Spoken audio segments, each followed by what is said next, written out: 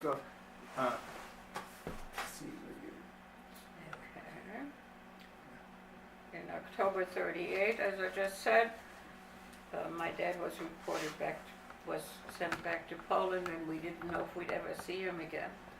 And my aunt Malche Rössler came to Berlin to be with us and help us get ready for Switzerland, where we had wonderful cousins who offered to host us now that we were alone without my dad. Only later did we learn that a week or so later, after we left, there were terrible riots against Jews, beatings, jailings, broken glass window in Jewish stores all over Germany on what came to be called Kristallnacht, Night of Broken Glass. My aunt, when she got back home, found her husband beaten and their store destroyed. Luckily, she and her family was able to get out of Germany and flee to Belgium. We stayed with these wonderful relatives in Switzerland for a few months and would never imagine in our wildest dreams that 55 years later, my children Milt and Debbie would be visiting Zurich and meeting the surviving members of that family. When we heard that my dad had been able to get smuggled out of Poland and get safely to Antwerp, Belgium, where his brother and family had also escaped to, we of course decided that we would do all we could to join him. I was able to get a false passport and travel to Belgium first by myself.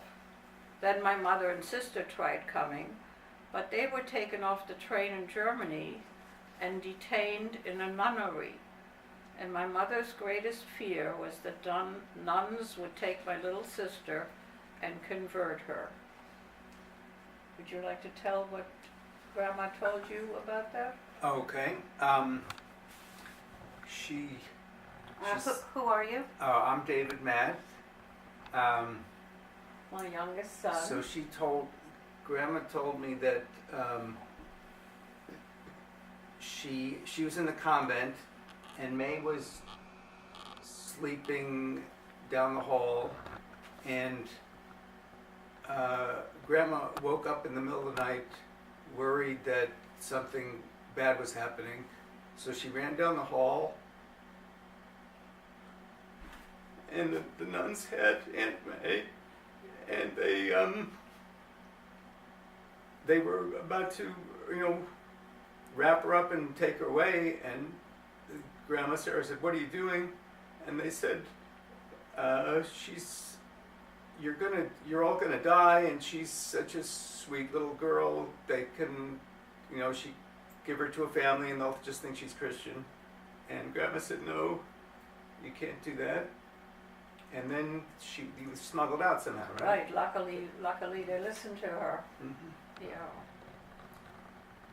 And the smugglers were able to get my mother and sister to Antwerp when we were reunited. And so I was thinking that the problem of immigration that's so much in the news to her today is certainly not a new problem. We too migrated illegally, if not to the United States, certainly from some European countries to others. It was a matter of life and death, just as it is for so many immigrants here in the U.S. today. So there should be much more help for these people, enabling them to stay here if their only crime was to have come here illegally to save their lives. It was only after the war, really, that we found out how many millions of Jews had been exterminated, among them my grandmother, aunts, uncles, and cousins. And I think I already mentioned the Sefer Zikaron of the Town Czech community, in which we read about my Uncle David's going to his death willingly, since the rest of his community could not be saved.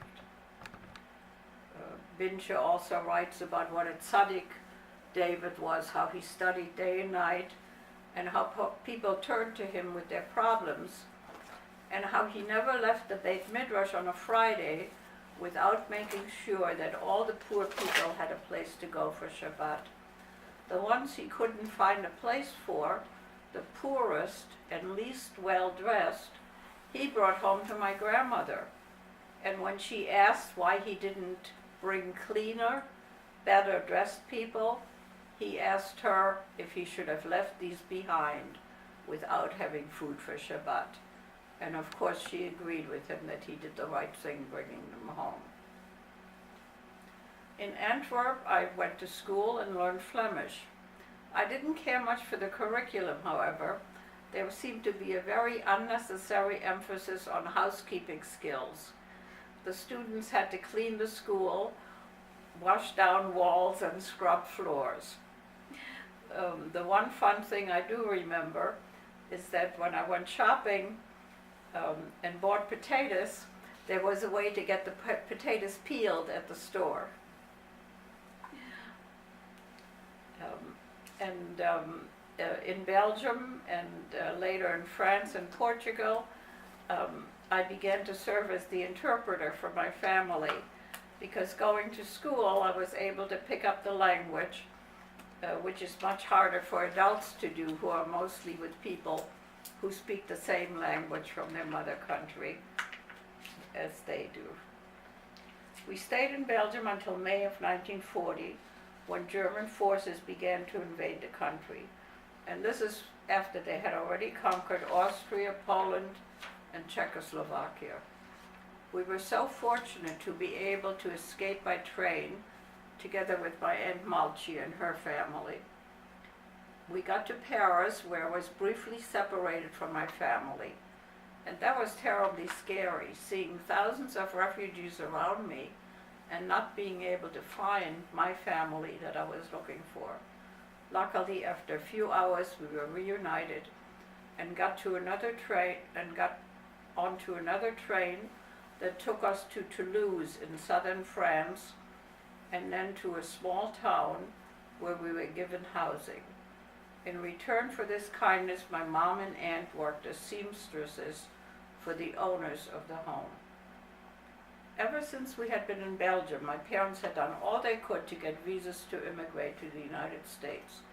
But because of a quota system, only a certain number of refugees were allowed in the States, depending what country they came from and what their nationality was.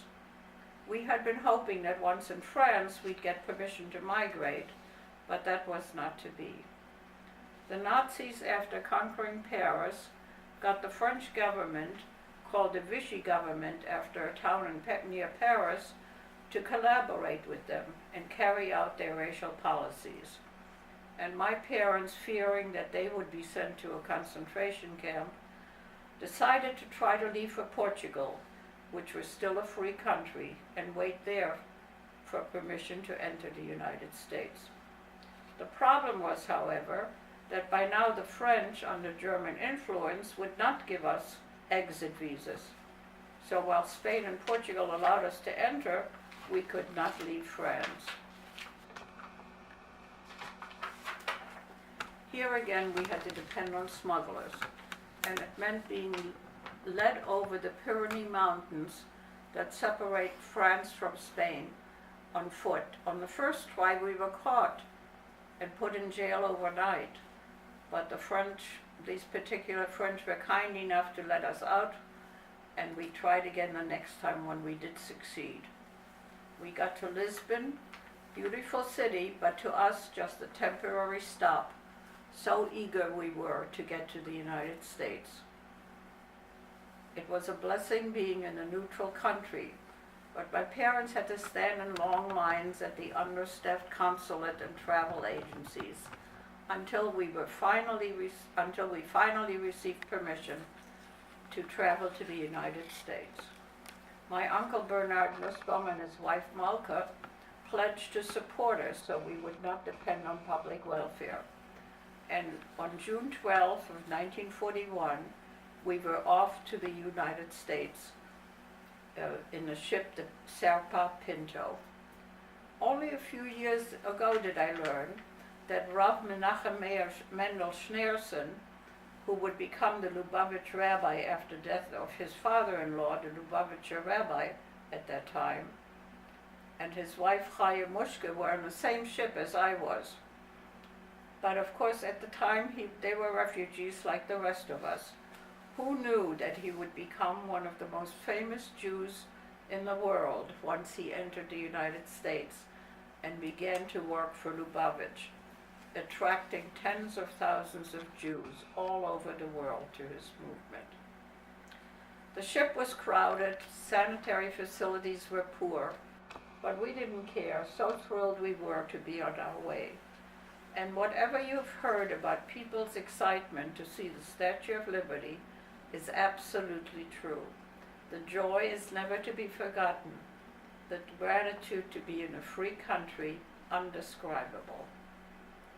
Bernard and Malka helped my parents open a dairy store in West Philadelphia, a small store with a very small apartment in back of the store. Let's stop for a second.